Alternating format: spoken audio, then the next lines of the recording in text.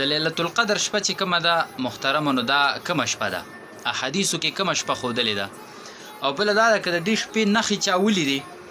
نو ټیک ده دا خو ډېره ښه خبره ده خو که نښې چا ونه لیدې او عبادت یې پکې وکړو نو آیا دته هغه ثواب میلاویږي که نه چې کوم ثواب قرآن کریم ویلی ګوره دلته یاد ساته او د دې نښې علماو څه بیان کړي دي هغه صحابه کرام چې لوی خلکو په قرآن ډېر پیدل هغوی د دې نښې څه بیان کړي او دا چې د الله پټه پرېښې ده نو دې په دې پټ پرېښودو کې حکمتونه څه دي ویډیو ډېره زبردسته ده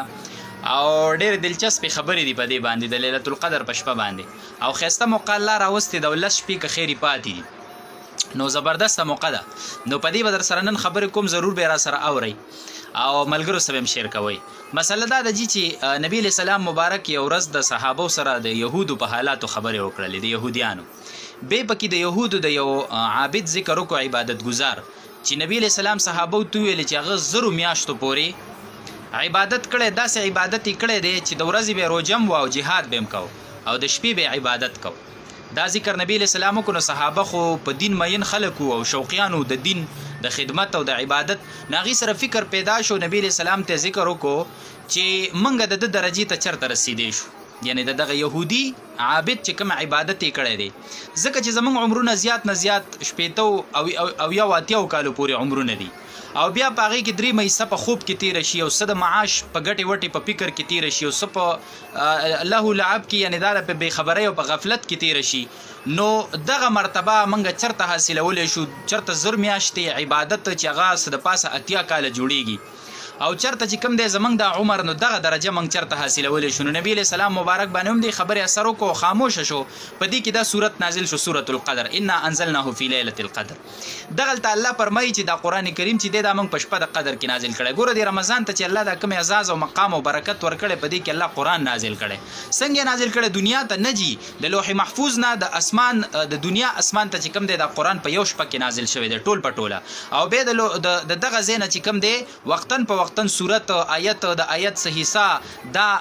الله جل شانه په وخت ضرورت دنیا ته تقریبا په 3 کاله کې به قرآن کریم سره دا مکمل شوی خو بهر حال دی رمضان ته چې الله دا کوم برکات ورکړي کنه نو د قرآن کریم د برکت الله جل شانه ورکړي نو فرمایي چې دا موږ په شپه د قدر کې نازل کو دی لیلة القدر ته قدر زکه ویم چې د دې عزت او شرافت د نور شپو په نسبت باندې سیوا دی نو زکه ورته سوی لیلة القدر وای نو دلته چې دا مسله وکړه چې دغلته الله جل شانه صحابو ته سونه زبردست تسلی او به موږ ته سونه زبردست تسلی راکړه او صحابو کدا تپوس نه وکړه صحابو تپوس کو امت تم الله آسان کړه نو دغلته الله پاک فرمایل چې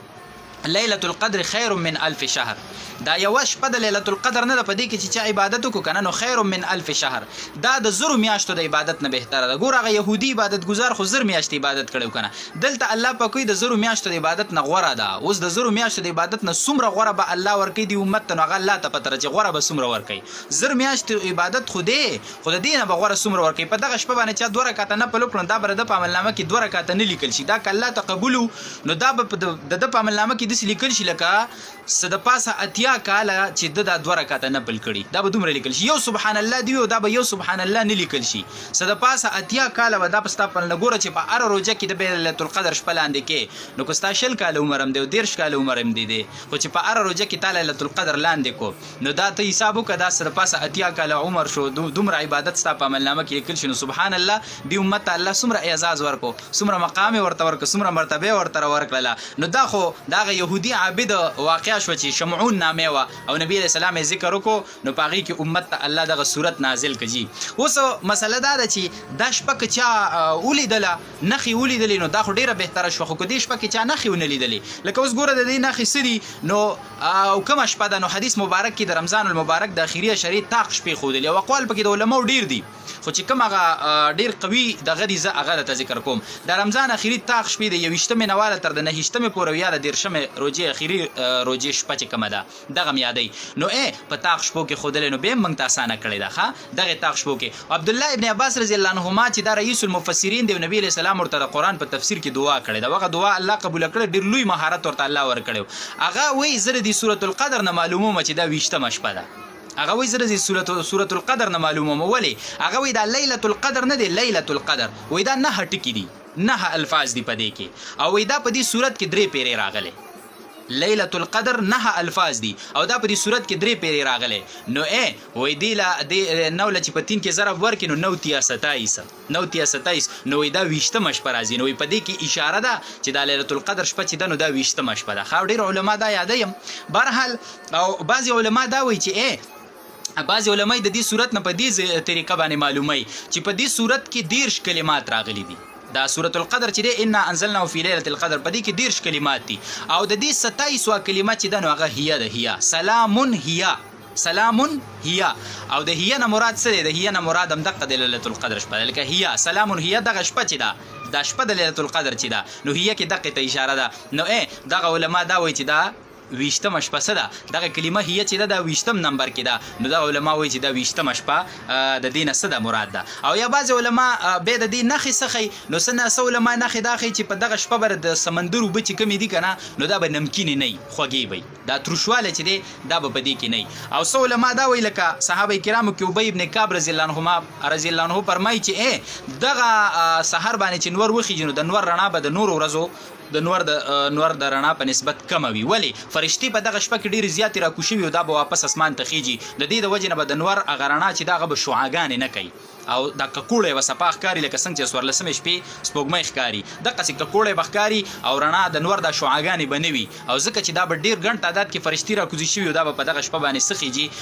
او سحر باندې دا به اسمان ته خيږي نو ځکه چې دا خو د نور د خطو پورې دغه ټیک شولا نو سبا د خطو پورې نو دا مسله شوجي نو س نخې داخې اوس که دا نخې چا بینه مونتنو د لیلۃ القدر ثواب ورته ملاويږي نو الله دې امت ته د اعزاز ورکړي کته دا نخې نه لیدي کنه خو چې تا په دې شپه کې عبادت وکړې د لیلۃ القدر ثواب دې سکو هغه دې لاندې کو چا پکې تراویح وکړي نو ګوره دا تراویح پکې راځي او بیا پکې مونږ ګوره د نه پاتې نشي ځکه چې حدیث کې راځي چې د ماسختن مونږ جمع سره کو نیمه شپه عبادت کې لیکل شي کله عبادت کوي نو ګناه نه کوي او بس ماسختن مونږ جمع سره خصي طریقې سو کو سم لاس نیمه شپه عبادت کې لیکل شي لکه نیمه شپه چې په عبادت ولاړ سحر مونږ به جمع سره کو د باقی نیمه شپه ټول شپه په عبادت کې رااله نو چې کله د لیلۃ القدر په شپه سحر او ماسختن مونږ جمع سره وکړو او به د پکې لا تراویح وکړو د سنت تم پکې وکړو دا وتر دم پکې وکړو ذکر او استغفار او سبحان الله دم پکې ویو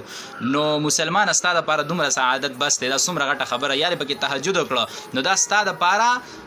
اتیا کال سره د پاسه سو میاشتې سلور میاشتې تقریبا د پاسه اتیا کال عبادت د ستا په عملنامه کې په دی یوش په لیکل شي په یوش په د اتیا کال عبادت وګټو نو دینه بل لوی سعادت کم دی یقینا د دې امت لپاره الله د بخنه سکی